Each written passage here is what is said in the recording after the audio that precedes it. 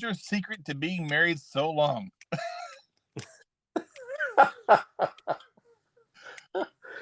uh, I think I think there's a couple of things. Number one, I think that having a sense of humor and being able to laugh at some of the things that would otherwise get us real angry and then work on them from that perspective rather than from the perspective of harsh words that we're saying. I think another reason is I have a wife who has put up with a lot of stuff early in my career. There was a time when she could have easily put my suitcases on the porch and said, "You're out of here. You need to be out of here." She's been very, very patient. And then I think the third reason is that I have acknowledged that she's always right.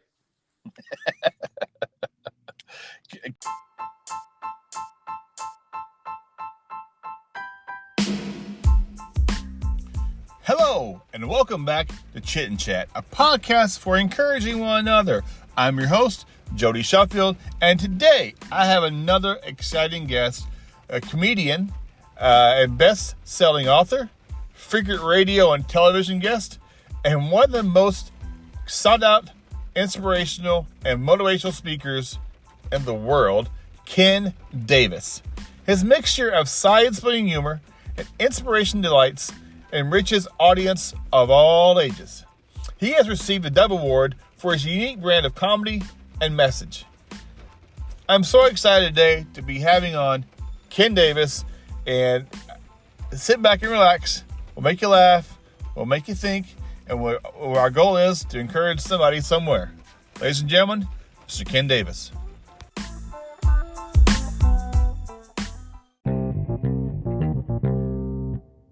How are you today? I'm doing well. Thank you very much. How was your vacation?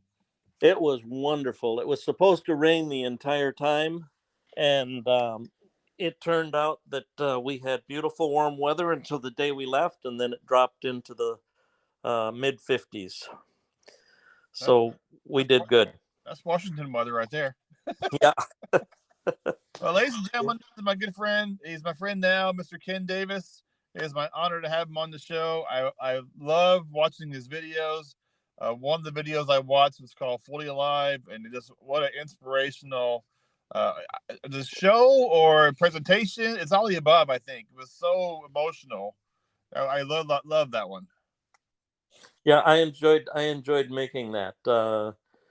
That came as a result. Well, you know from watching it, that came as a result of seeing a picture of me 60 pounds overweight and unable to tie my shoes, let alone save the life of a little girl I was holding my little granddaughter's hand. Mm-hmm. And so I just decided that I had to make some changes, and it was amazing.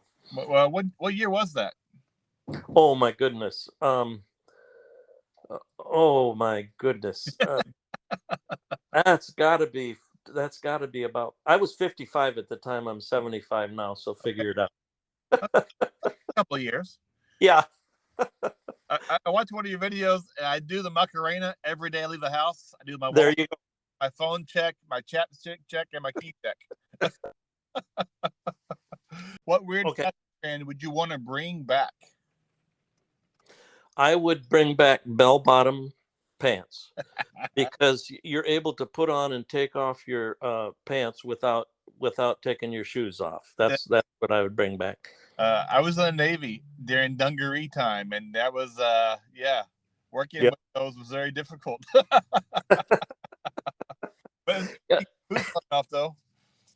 I told somebody the other day, it's so funny being 75 years old. I told somebody the other day I had two pieces of good news.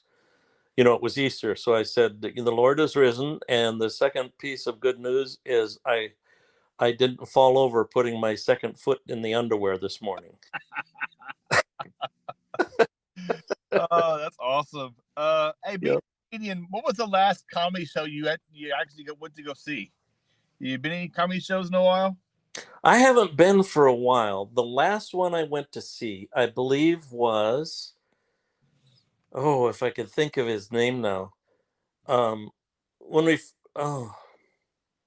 He had kind of Australian accent, and he used to be on TV, and I cannot remember his name right now. He was fantastic, absolutely fantastic. Okay.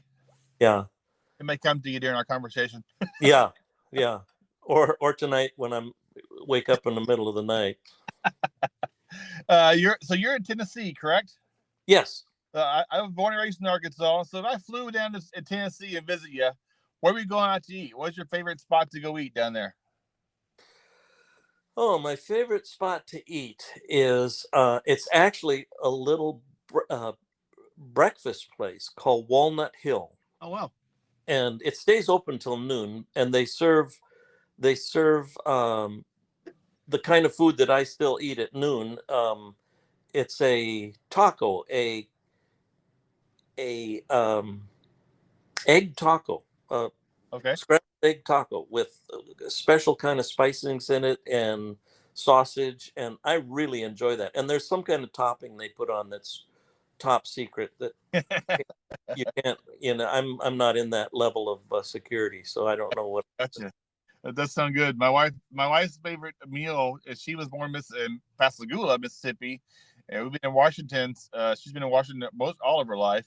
She loves making grits, eggs, toast, and bacon any time of the day. So she makes some really good grits. Yeah, I'm from the north. Okay.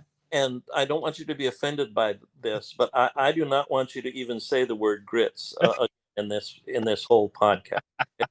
What is a grit? Jeez. It's what you use to spackle the cracks in the bathroom and between the tiles. It's just Okay. I am not a grit person. What person from history would you want to add to Mount Rushmore? Past, present, historical? Would Jesus go up there, you think, or somebody else? Who did you say? I said Jesus. But Oh yeah, he should be there. But anybody? as an influential president, this is going to sound funny, but it would be a choice between one and two for me. Okay. It would either be Ronald Reagan or it would be Kennedy. One of those.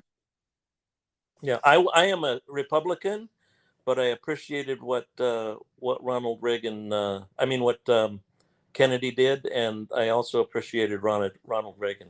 When I was growing up, it was President Reagan's birthday, so I sent a birthday card. There you go. And Nancy, a picture of them with Lucky. So I was my favorite president of all time. Wow, that's great. Hey, what was your first job and where was it? This is a few years ago, isn't it? Yeah. Oh, yeah. Yeah. You already know that, dude. My first job was when I was just out of high school, and it was on a sod farm. They I ran a crew. Actually, I was the leader of this crew, and we cut sod, rolled it, loaded it on trucks, and sent them away to be sold.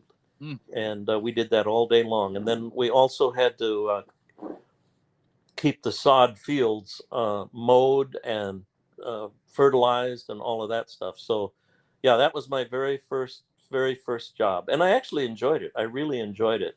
What age was that? I probably was 18 at the time. Okay.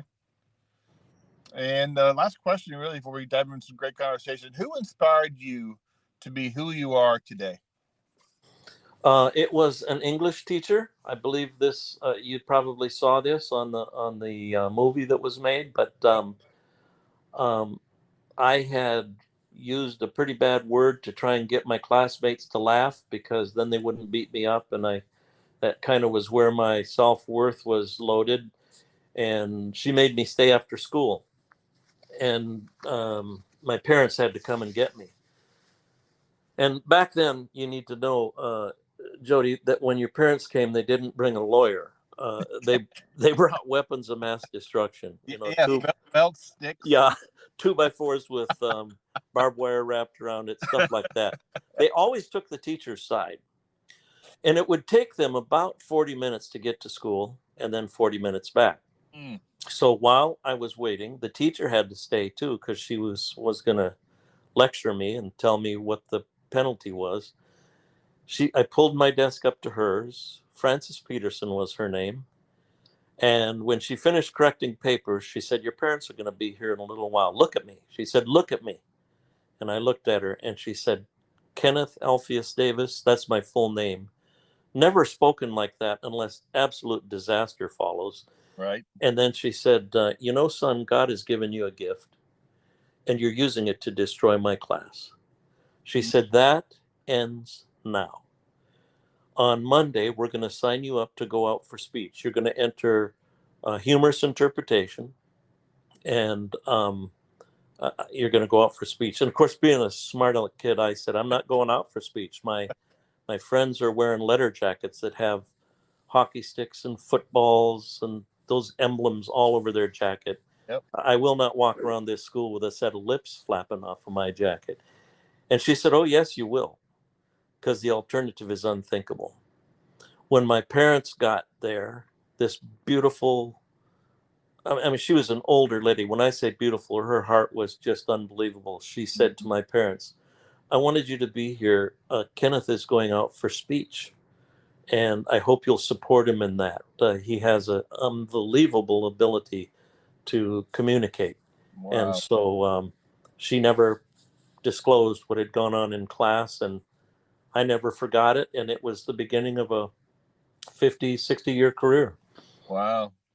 Were you in contact with her for a while? Is she still living or? Oh, no, no, she Okay. passed away. I Okay. had a chance to do a show in California where she lived, and I found out that she was in the audience. She had notified me somehow that she was going to be at that program, and I had a chance to bring her up on stage and give her a dozen roses. Oh, wow. And she died shortly after that. But she was. We need to be encouraging people all the time. We have no idea the effect that a couple of great words like that can have on a life. And that was really my concept for doing this podcast is there was so much negativity going on. I'm like, how can I share some encouragement? And Chit and Chat was actually a coffee shop idea I had a number of years ago. Just I wanted a small place for coffee and you hang out and just chit and chat about life. And it never happened. So I bring it to a podcast. So that's kind of how Chit and Chat, the podcast, kind of came about. Oh, wow. Wow, that's great. And Uh, I like the whole idea of encouraging people. That's and you know, right now we live in a society that tends to go the opposite direction. yep. Oh, just society that's kind of lost its sense of humor, that is quick to get on the internet and tear someone to shreds because they said something they disagree with. So I think it's a good thing that you're doing. Thank you. For those who don't know who Ken Davis is, would you mind sharing a brief bio about yourself? Married and kids and etc. Yeah. um, I was yes, I am married. I have two daughters, um, Tracy and Taryn, and they are no longer children. In fact, they have given me six grandchildren and adorable kids. Spent time at the beach with those kids last week. Had a marvelous time. That's awesome. They laid in the sun, and I stayed kind of in the con. The sun and I are not good friends. I'm serious. I'm having an operation next week because of what the sun did to me when I was young. So, yep. Uh, you're married, I think, 44 years. Is that correct? 54. 54. Excuse me. Yeah. Yeah, I was looking online. The average length, you and I are above average. The average length of marriage today is 8.2 years. So you're like, 7 times average. Are you serious? 8.2 years is the average marriage. I hit 29 this year. Okay, hang on just a second. I'm going to close the door so my wife doesn't hear that. There you go. Yeah. She'd be out. She'd have a lawyer in here in a second. Excuse me. 54 years. That's amazing. Yep. What is your secret to being married so long?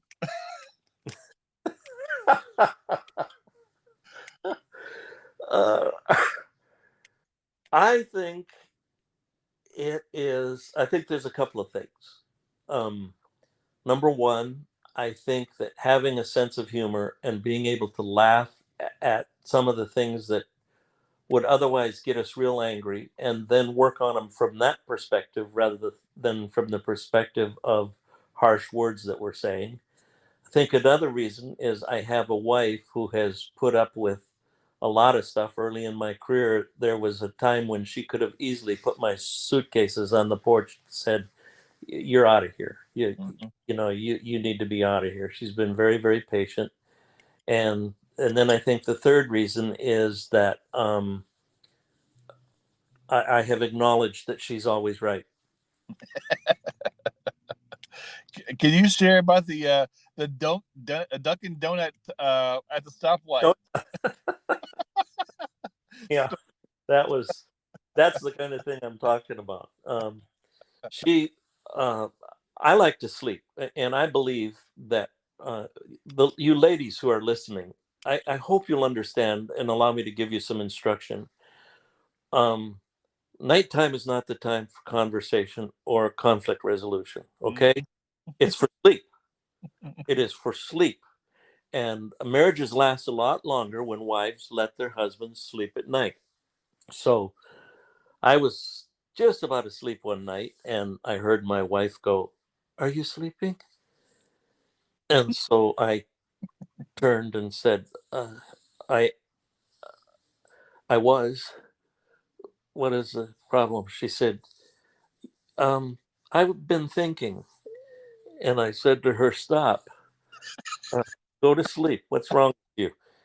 And she said, "You don't share your feelings anymore." And we got into this thing, because I believe that men and women express their feelings different. We both have feelings, but Mhm. men don't generally share their feelings in a way that women want them to share feelings. A woman will talk about that she felt this ache and then it went up in her throat and tears begin to roll. And when a man's had a bad day and has bad feelings by how far the cat flies across the room.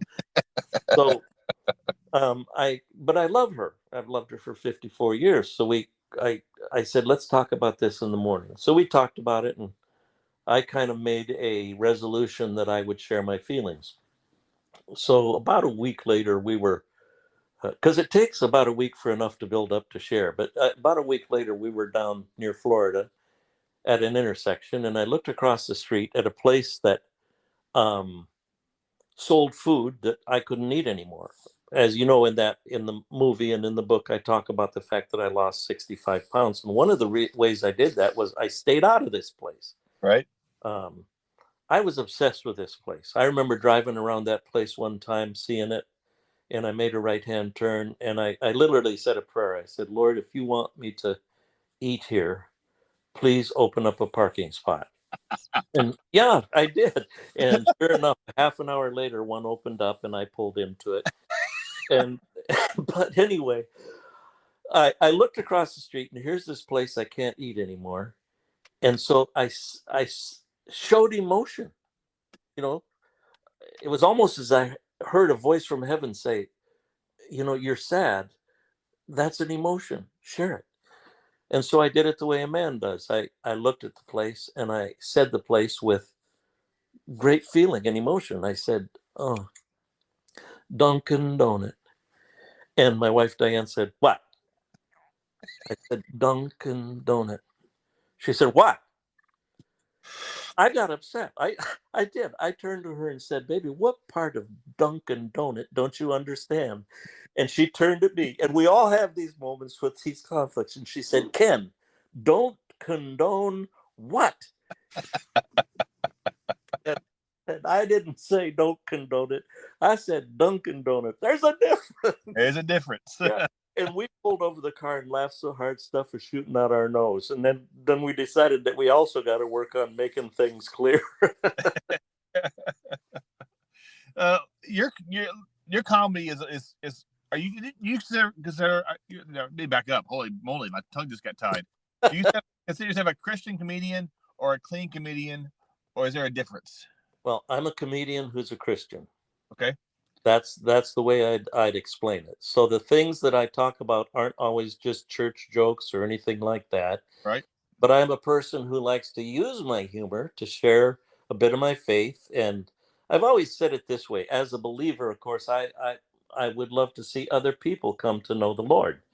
And so I like to use my comedy to not necessarily have a big invitation for that, but always to bring a person just one or two steps closer, to making that decision, one or two steps closer to the cross. Christian comedian really has a negative connotation. Okay. In, as a, I was one of the first ones to come along. Mm-hmm. I can only think of one before me, and uh, eventually, what happened was the connotation was not funny.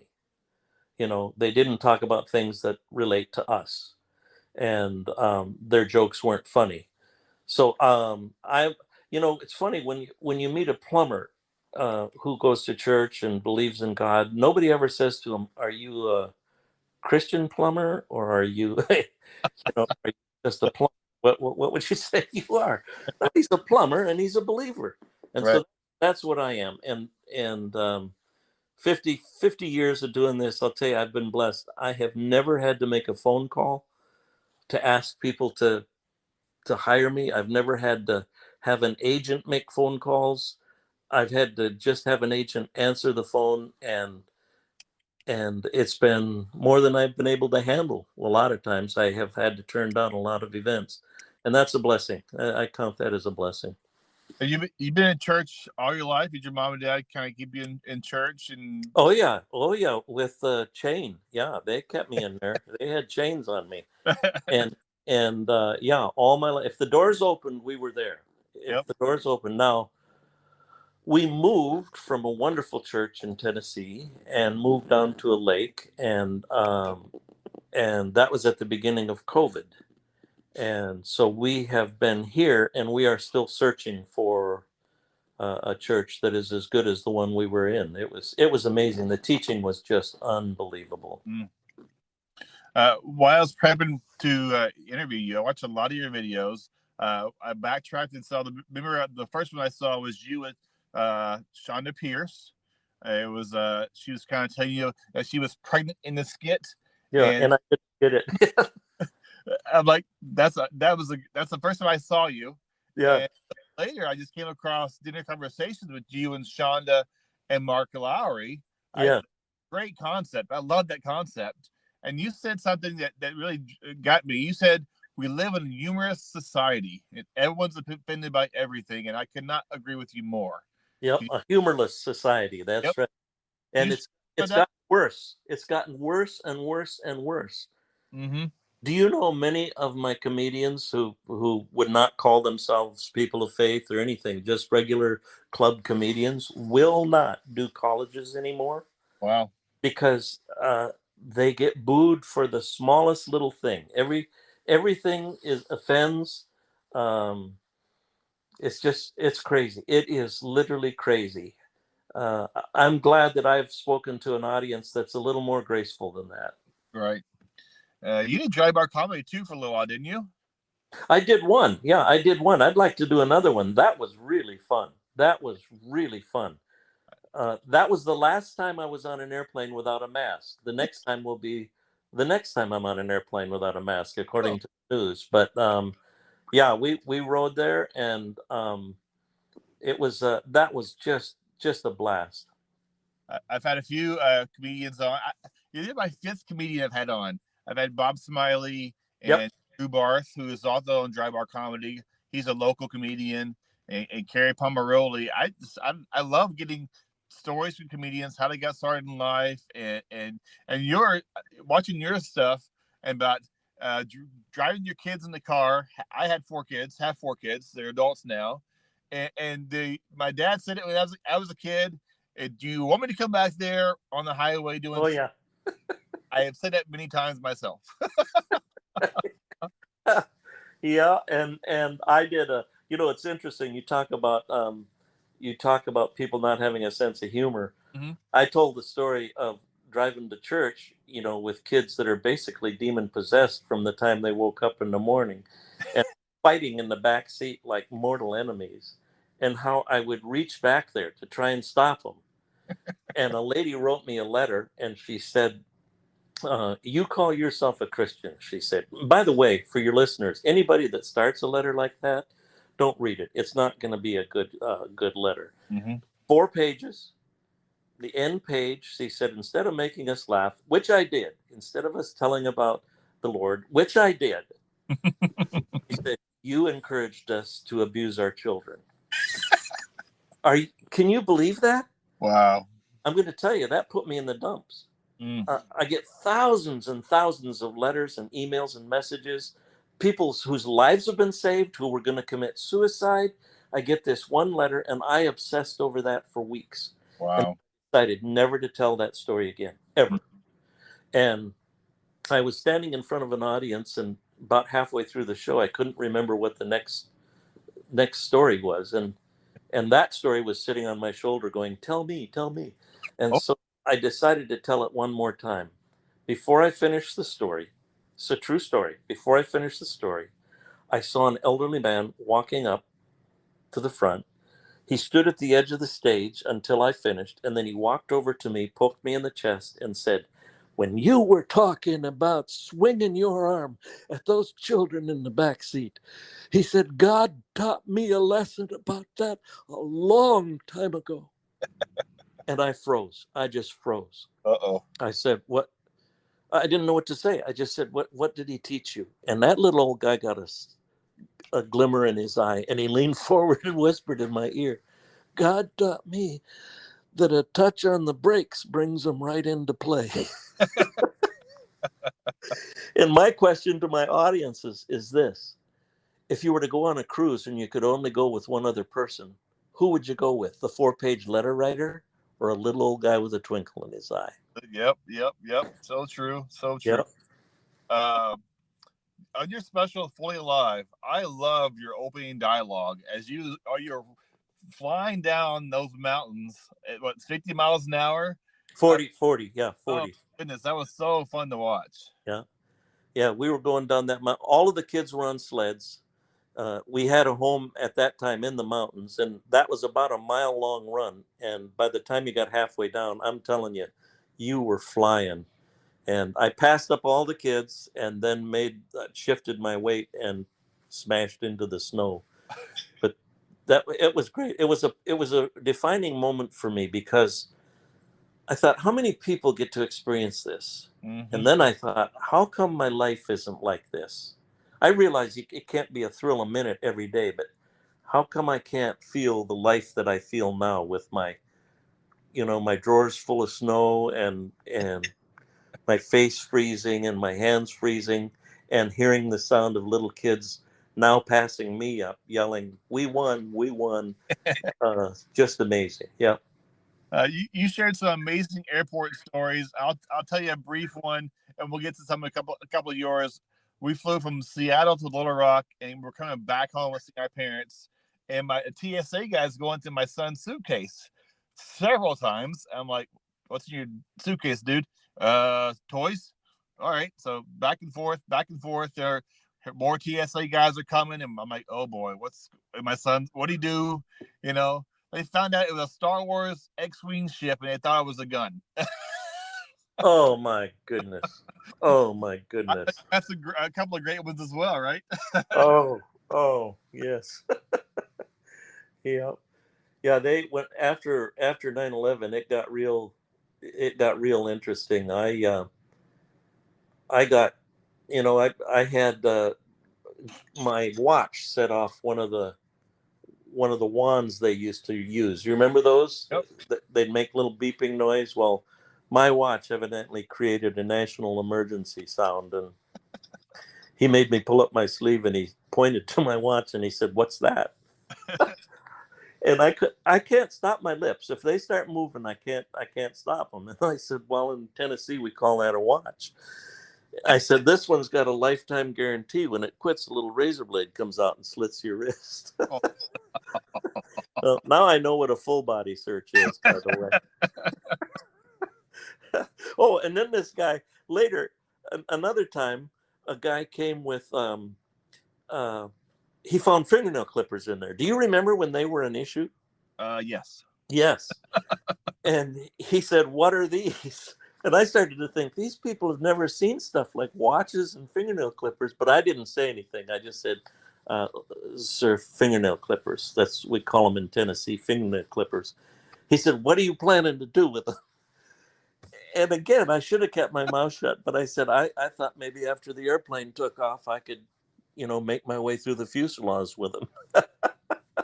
Oh, I saw the look on his face, man, and I just found a room and got naked by myself. I knew they'd send somebody in, experience that full body search again. things you don't say at an airport. Yes, that's right. And a sense of humor, there's where you do not practice a sense of humor. Trust me. Yeah. Don't want to start your comedian career in the airport. That's probably Yep. Yeah. You and I have a lot in common. I have 4 kids. I walked my oldest daughter down the aisle a number of years ago, and when she was about 1 or 2, I was rocking her, and my wife comes in and checks on me, and I'm crying. She says, "Why are you crying for?" I just saw her entire life flash from my eyes. When you're little, and she graduated, and she married. Yep. Oh my goodness! And believe it or not, our kids are grown and with their kids. It's crazy. Yeah. Yeah. My oldest child now is, I think, 47. Mm-hmm. And it's just beyond belief for me. Just crazy. My oldest grandchild is going on 23. Wow. So it's an amazing time.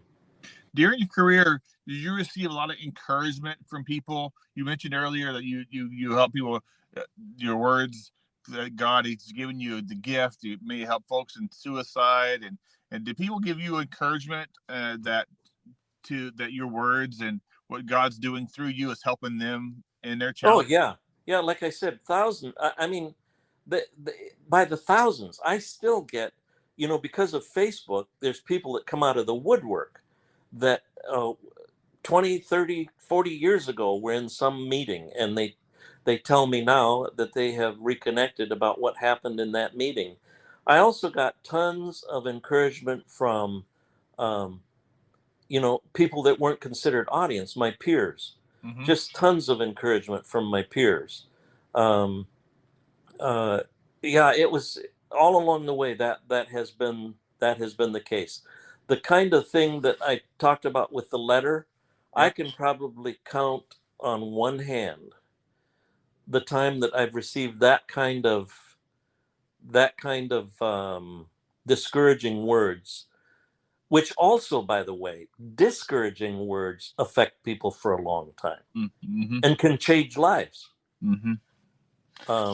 I had a lady tell me once, and I shared it with a friend, and he got a bunch of guys together that sat with me and helped me undo what she had said. But she came up to me afterwards and she said, God doesn't need your silliness. Mm-hmm. Just stop it. He doesn't need your jokes and your laughter. And that's interesting. It's just they told me, my friends told me, she worships a different God. Mm-hmm. Because he'll use everything you got.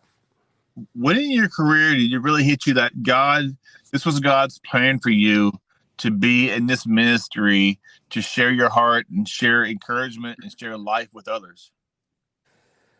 Well, I think it was when I decided, instead of to do the ministry, was to do nightclubs. Mm-hmm. And I started to do nightclubs and was very successful, comedy clubs.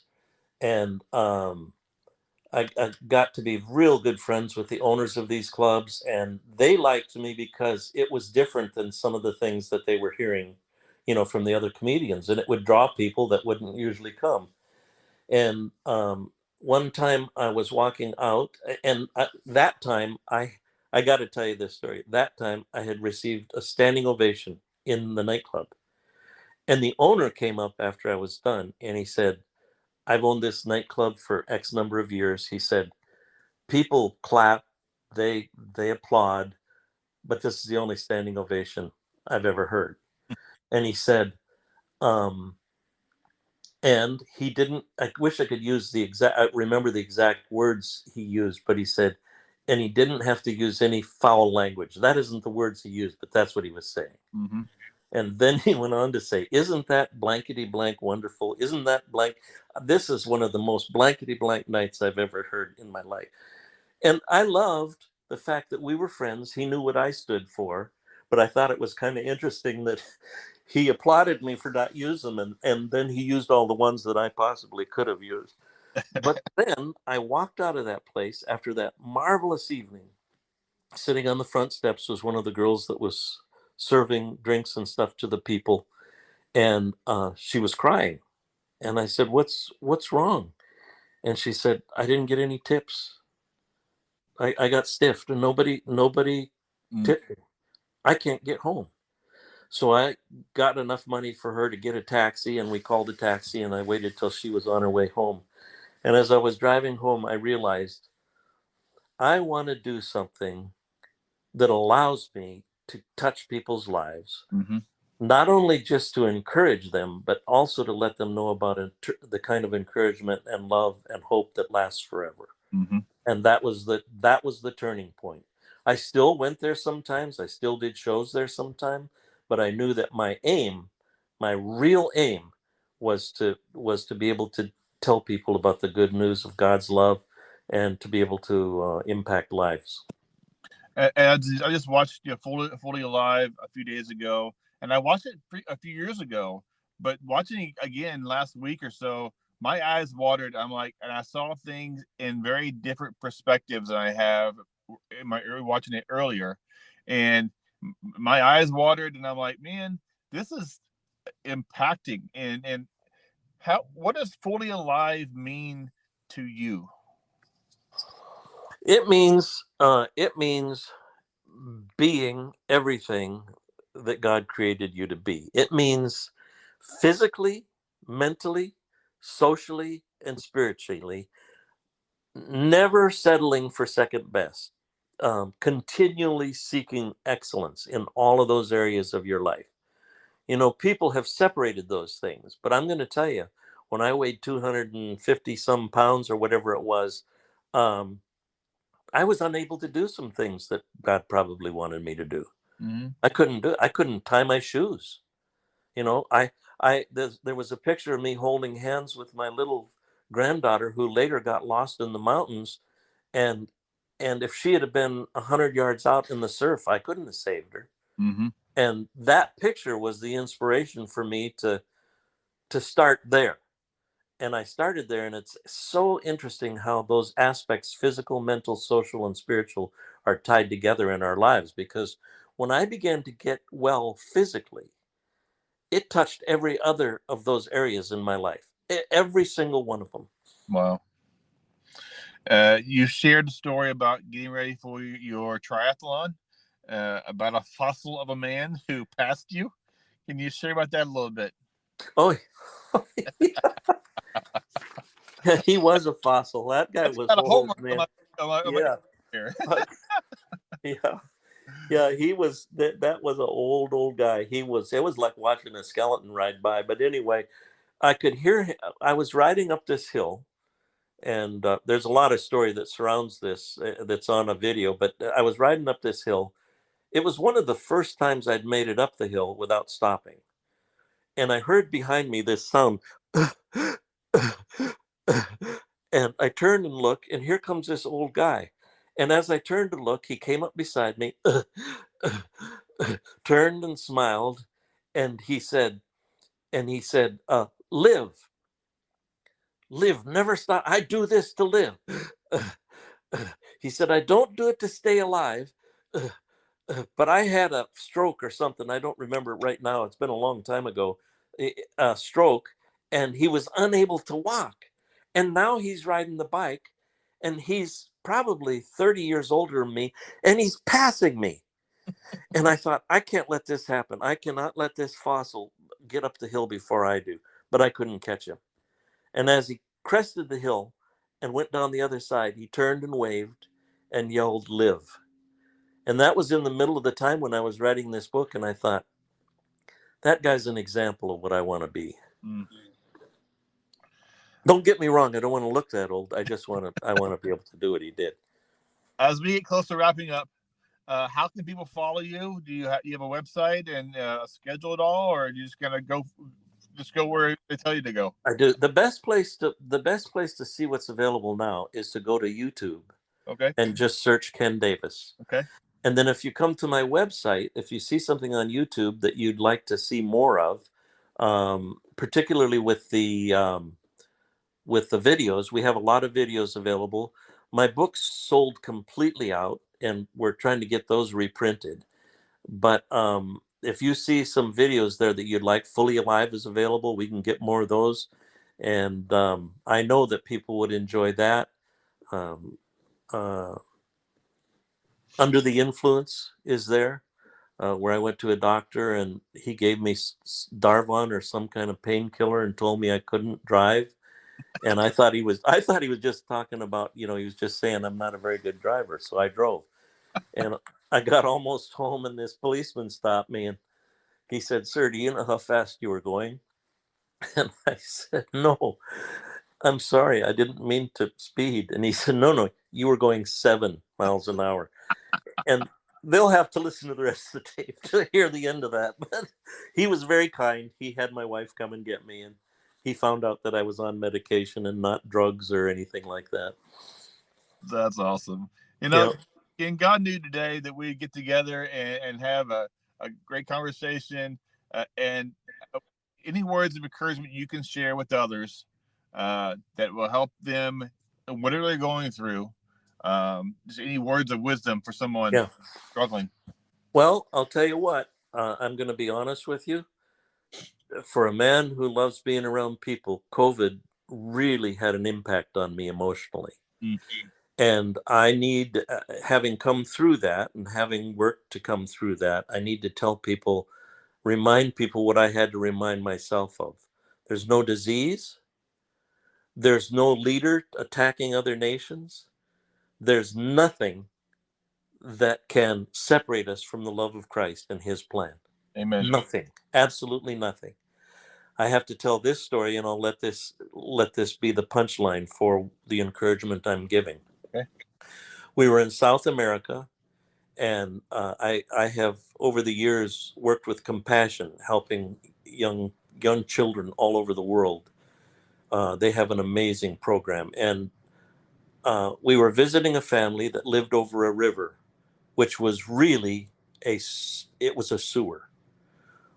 Human waste flowed in that river along with dead animals. You could hardly stand there. And they had a little hut that was over there. And we were talking with them, and we were going to pray for them. And we were asking what she wanted us to pray for. And in the process of asking her that, we said, we know that there's some political things going on here, and that there may be a new leader who is not as not the best leader for this country. What are you going to do if he gets elected? And this woman, who's living in abject poverty over a stinking river, raising 2 little daughters by herself, in a shed that has a grass roof that when it rains, there's only one spot in the shed that doesn't get rained on, looked at us and through a translator said, "We don't put our faith in politicians. Yeah. Our faith is in Jesus." And I walked away from there going, that's what I want to be like. Powerful. If you're ever in Washington State, I'd love to have coffee with you. I don't know what your schedule is, but if you're ever over here, I'd love to sit down and do a face-to-face. And I want to thank you so much for taking time out of your busy schedule. And may God bless you and your family. And just thank you for your impact you're having on communities, towns, families. And thank you so much for taking time out to have you on my podcast. Thank you, sir. You are very, very welcome. And I will send you an invoice as to where you can send the money I need for this. I will talk to the wife. Okay, then I won't expect anything. Bless you, man. I'll give you prayers, and may God bless you. Thank you for all you do. Thank you very much. God bless. Bye-bye.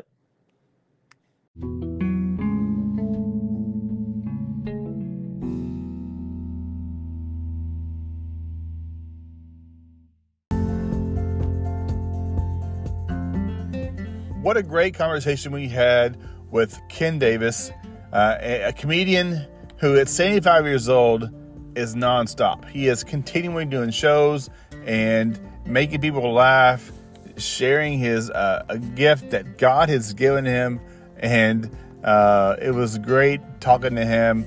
If you haven't heard of Ken Davis, you haven't seen any of his videos, I highly recommend going to YouTube and you're watching video after video after video. If you don't get a chance to see him in person, YouTube is the place to go to.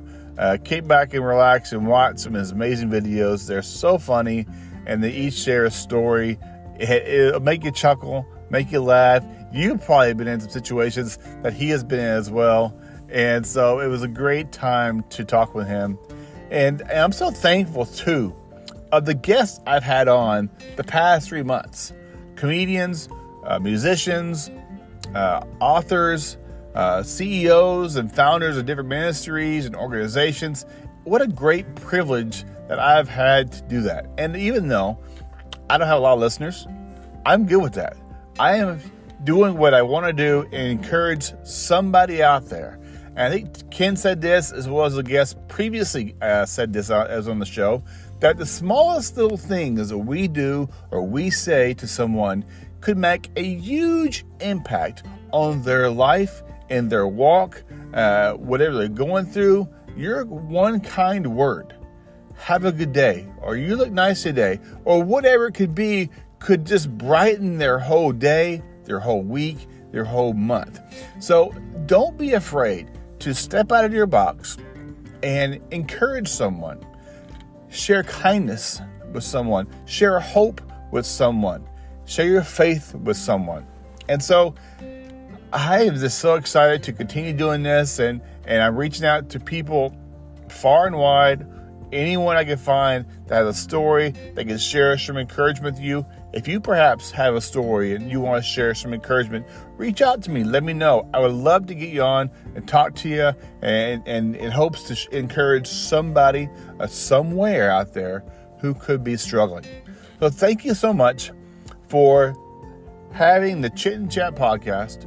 Chit and Chat, encouraging one another podcast. As we encourage one another, we can make positive ripples, positive changes in our towns, in our communities, in our cities. Thanks for joining today. This is Chit and Chat.